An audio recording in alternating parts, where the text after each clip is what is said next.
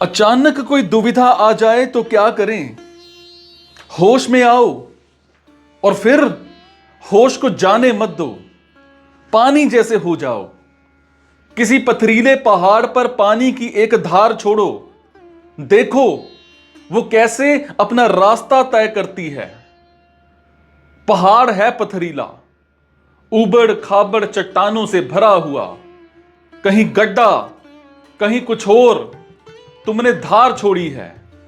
धार कहीं रुक करके विचार नहीं करती कि कौन सा रास्ता मेरे लिए ठीक है, कौन सा नहीं। उसे पता है किधर को जाना है। वो समर्पित है उस जगह पहुंच जाने को जिसके बाद गति की कोई जरूरत नहीं रहती। नीचे कोई तालाब होगा, एक बार धार वहां तक पहुंच गई, क्या उसके बाद भी बहती है? एक लड़के ने प्रश्न किया कि सही गलत, पाप पुण्य, सत्य असत्य की परिभाषा हमेशा मुझे भ्रम और संशय देती है। इस द्वंद्व से मार्ग कैसे ढूंढें? तो मेरा जवाब था कि होश में आओ, फिर होश को जाने मत दो। पानी जैसे हो जाओ। किसी पथरीले पहाड़ पर पानी की एक धार छोड़ो। देखो वो कैसे अपना रास्ता तय करती है। पहाड़ है पथरीला, ऊबड़ खाबड़ चट्टानों से भरा हुआ। कहीं गड्ढा, कहीं कुछ और। तुमने धार छोड़ी है। धार कहीं रुक करके विचार नहीं करती कि कौन सा मार्ग मेरे लिए ठीक है, कौन सा नहीं। उसे पता है किधर को जाना है। वो समर्पित है उस जगह पहुंच जाने को जिसके बाद गति की कोई भी जरूरत नहीं रहती। और नीचे कोई तालाब होगा, एक बार धार वहां तक पहुंच गई, क्या उसके बाद भी बहती है? तो वो कहने लगा कि नहीं। वैसे ही जब तुम समर्पित हो जाते हो सच्चाई को, शांति को, तो रास्ता अपना खुद निकाल लेते हो। तुम्हें सोचना नहीं पड़ता। रास्ता निकालना इजी हो जाता है क्योंकि तुम्हें पता है कि तुम्हें कहां जाना है। जो तुमने पूछा, क्या अच्छा, क्या बुरा, क्या पाप, क्या पुण्य, जो कुछ तुम्हें तुम्हारी आखिरी मंजिल की ओर ले जाए वही अच्छा, वही पुण्य। और जो कुछ तुम्हें तुम्हारी आखिरी मंजिल से विमुख कर दे, दूर कर दे, वही बुरा, वही पाप। आखिरी मंजिल अपनी खुद ही जानते हो ना। तुम्हें चुप होना है, तुम्हें मौन होना है, तुम्हें पूर्णता से इतना भर जाना है कि कुछ मांगना ना पड़े। तुम्हें ठहर जाना है, तुम्हें विश्राम में आना है। ये आखिरी मंजिल है। जो कुछ तुम्हें उधर ले जाए उसका आंख मूंद करके अनुपालन करना, और जो कुछ तुम्हें उसके विपरीत ले जाए उसकी ओर चल मत देना। सही गलत का और कोई पैमाना होता नहीं। समाज के दिए मापदंडों से जरा बचना। दुनिया भी बताती है कि ये ठीक है, ये नहीं, ये नहीं। वो सब सुन लो, पर वो बातें तुम्हारे लिए उपयुक्त हैं या उपयुक्त हों और उपयोगी हों, ये जरूरी नहीं है। तो उन बातों को सुन भले ही लेना, पर अपना आखिरी निर्धारण तुम इसी कसौटी से करना कि मैं जो कर रहा हूं वो शांति की ओर ले जा रहा है और या फिर जीवन को और अस्त व्यस्त कर देगा। अगर शांति की ओर ले जा रहा है तो जिधर को भी जा रहे हो चल दो, भले ही लगे कि ये तो मुड़ गए। धारा को देखा है, धारा को देखा है ना, वहां पहुंचना होता है। बीच बीच में ऐसे होकर के जाती है। वो चलेगा। मंजिल सदा मन में बसी रहे। यात्रा अपने आप तय हो जाती है। मंजिल को भूले तो यात्रा दुश्वार है। न सिर्फ दुश्वार है बल्कि भटकी हुई है। अब यात्रा में तकलीफ भी बहुत लगेगी, बहुत लगेगी। आ करोगे, कहोगे कि अरे ये करा नहीं जा रहा, अरे कितना कितना और करना है, नहीं और नहीं चलेंगे। अगर ये सब होने लगा है तो उसकी वजह एक ही है, तुम्हारा मन ज्यादा चपल है, मंजिल को भुला देता है, 10 और चीजें याद रखने लग जाता है। मंजिल लगातार याद रहे।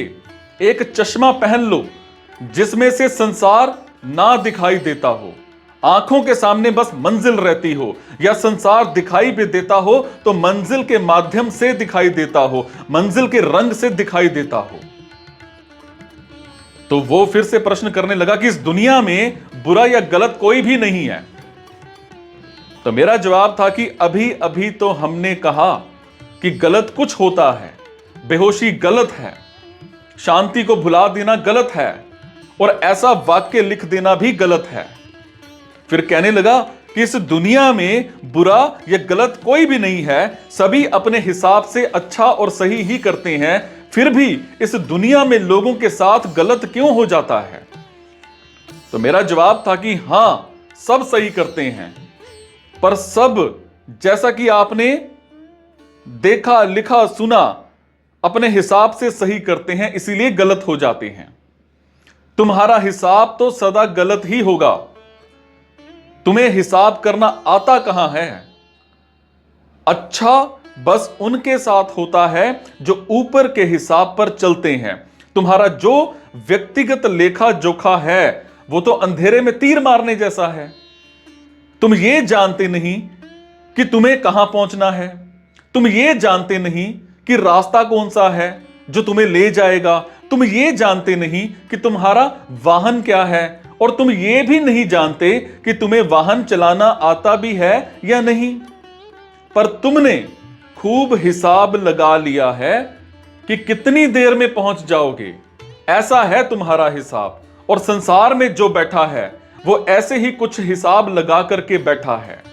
मंजिल क्या है इसका पता नहीं, लेकिन क्या करके मंजिल तक पहुंच जाएंगे ये सबको पता है, और सब वही करने में जुटे हुए हैं। जिसको देखो मेहनत कर रहा है, सब तत्पर हैं। ऐसे चलो, वैसे चलो, यहां जाना है, वहां जाना है, और कहां जाना है, और कैसे जाना है, और किस माध्यम से जाना है, और जाने वाला कौन है इसका कुछ पता नहीं, और हिसाब तब भी लगाया जा रहा है।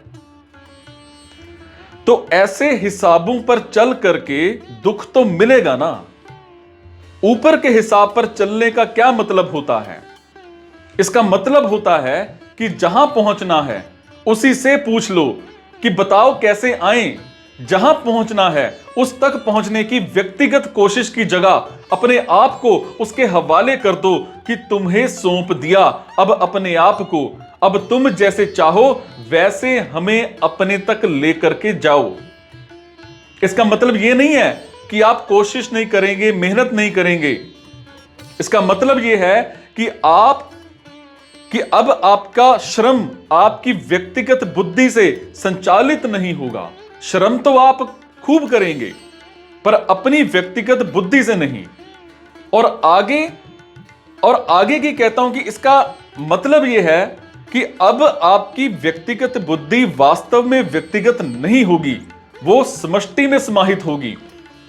बुद्धि अब आपकी ऐसी हो जाएगी कि आपको विचार ही वही आएंगे जो मानो आपके ना हो। आपके विचार अब परमात्मा के विचार हो जाएंगे।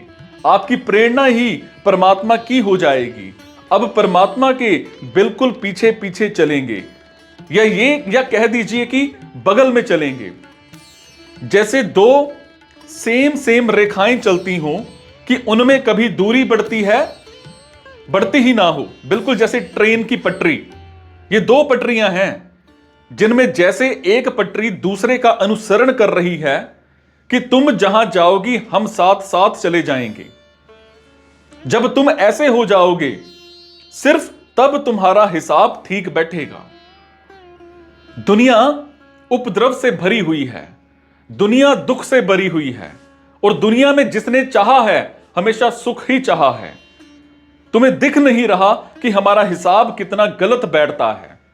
तुमने जिसको सिखाया यही सिखाया कि झूठ गलत बात है, हिंसा गलत बात है। और देखो अपने आसपास तुम्हें क्लेश, कपट, हिंसा, व्यभिचार के अलावा कुछ दिखाई देता है। और मां बाप बच्चों को सिखाते ही रह गए कि बेटा किसी को दुख मत देना, हिंसा मत करना, झूठ मत बोलना। और यहां छोटी मोटी हिंसा नहीं है, यहां तो परमाणु बम चल रहे हैं, और जो परमाणु बम चला रहे हैं वो भी किसी के बच्चे ही रहे होंगे। उनको भी उनके मां बाप ने यही सिखाया होगा क्या, हिंसा बुरी बात है। और हिंसा बुरी बात कहते कहते दुनिया आज महाविनाश की कगार पे आ गई। तुम्हें दिख नहीं रहा कि हमारा हिसाब, हमारी सीख, हमारी व्यक्तिगत सोच और समझ कितनी झूठी है। हम कुछ नहीं जानते कि मामला क्या है, लेकिन विश्वास हमें पूरा है कि अपनी ही बनाई राह पर चलेंगे। फिर कहने लगा कि मैंने आपको मृत्यु के विषय में कहते हुए सुना था कि मृत्यु ना तो टोटल डिपार्चर है, ना ही टोटल डेसोल्यूशन। तो आपने मृत्यु मुक्ति नहीं है ये कैसे जाना?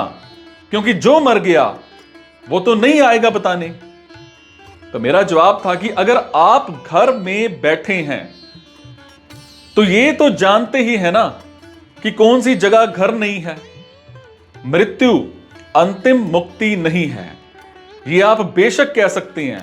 अगर आप अंतिम मुक्ति पर खुद ही बैठे हैं, अगर आप सही जगह पर खड़े हैं, तो जान गए हैं ना कि कौन कौन सी जगहें सही नहीं है जहां आप हैं।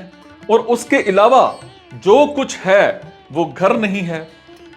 मुक्ति मर करके नहीं मिलती, मरना तो वैसे ही है जैसे जीवन का पाना, जैसे जन्म। मृत्यु में इतना ही है कि जो कहानी अभी शुरू हुई थी वो कहानी कभी खत्म हो गई, उसका मुक्ति से कोई लेना देना नहीं।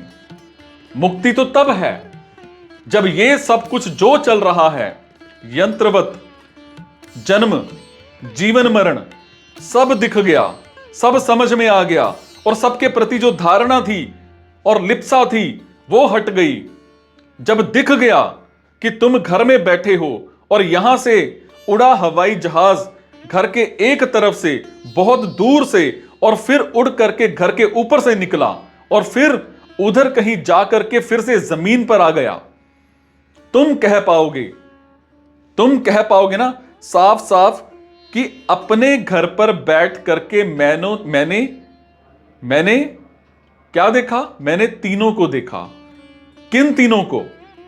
टेक ऑफ मतलब उड़ान भरना, उड़ान को, और लैंडिंग अवतरण को। और मैं साफ कह सकता हूं कि तीनों में से ही कोई भी घर नहीं है, मुक्ति नहीं है, टोटल डिपार्चर कुछ नहीं है। ना तो टेक ऑफ था टोटल डिपार्चर, ना उड़ान थी टोटल डिपार्चर, ना लैंडिंग है टोटल डिपार्चर। हमें दिख रहा है। फिर कहने लगा कि आपने आई टेंडेंसी की बात करी थी कि व्यक्ति की मृत्यु के बाद भी अहम वृत्ति बची रहती है। तो यह कैसे कहा जा सकता है कि व्यक्ति मर नहीं सकता? हम तो उस स्टेज में पहुंचे नहीं है। तो अभी तो हम लोग बात कर पा रहे हैं ना इस बारे में। तो जवाब था तो क्या हो गया बात कर पाने से? कहता अहम वृत्ति बनी रहेगी, उसके लिए इतना निश्चित कैसे हैं आप? तो मेरा जवाब था क्योंकि मौतें होती रहती हैं, आई टेंडेंसी बची रहती है। आई टेंडेंसी व्यक्तिगत थोड़ी होती है। तुम आई को बोलते हो मैं, तो इसीलिए तुम्हें लग रहा है कि आई टेंडेंसी की बात हो रही है। तो जैसे तुम्हारे जिस्म की उस व्यक्ति की बात हो रही है, आई टेंडेंसी की बात हो रही है, तुम्हारी आई टेंडेंसी की बात थोड़ी हो रही है। एक लहर थी, क्या नाम है तुम्हारा? कहने लगा सौरव। तो मेरा जवाब था कि एक लहर थी, उसका नाम था सौरव। वो लहर मिट गई, सौरव मिटा ना। लहर जो है वो तो नहीं मिट गई ना, अनंत लहरें हैं। The tendency to wave is still exist in ocean, मतलब समुद्र में लहरों की वृत्ति कभी भी मौजूद है, अभी भी मौजूद है आई टेंडेंसी। सौरभ नहीं रहा, सौरभ जैसी 50 और लहरें खड़ी हुई हैं। तो टेंडेंसी समझते हो? वृत्ति कि सागर लहराता रहेगा, यह सागर की वृत्ति है टेंडेंसी। सौरभ की लहर गई तो सौरभ की लहर आ गई, पर लहर रहेगी, सागर लहराएगा, ये उसकी टेंडेंसी है। तुम सिर्फ एक एग्जाम्पल हो, तुम एक व्यक्तिगत मैनिफेस्टेशन हो, अभिव्यक्ति हो। जैसे कि कोई फैक्ट्री हो, उसमें से कोई प्रोडक्ट निकलते हो एक के बाद एक, वो काफी कुछ एक से होते हैं और उनमें थोड़े थोड़े अंतर भी होते हैं।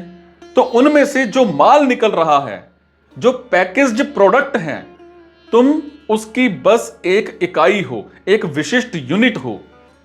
तुम नहीं रहोगे, तुम्हारे पीछे से दूसरा आ जाएगा।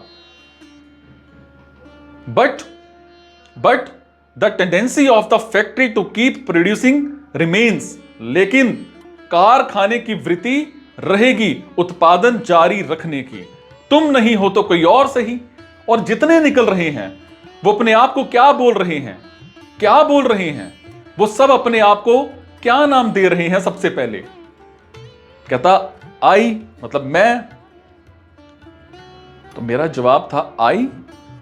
तो ये जो आई कहने की टेंडेंसी है, ये मरी क्या? सौरभ वाला डिब्बा मर गया, सौरभ वाली लहर मिट गई, पर जो ही लहर है वो अपने आप को क्या बोल रही है? कहता आई। तो आई टेंडेंसी कहता बची हुई है। तो मेरा जवाब था हां, तो गड़बड़ हो गई ना। तो कहता टोटल डेथ, मतलब पूरी मृत्यु है। क्या बीच में? तो मैंने कहा इतने सस्ते में ऐसे? कहता टोटल डेथ है ना, क्या है? मेरा यही जवाब था, इतने सस्ते में, वो भी ऐसे।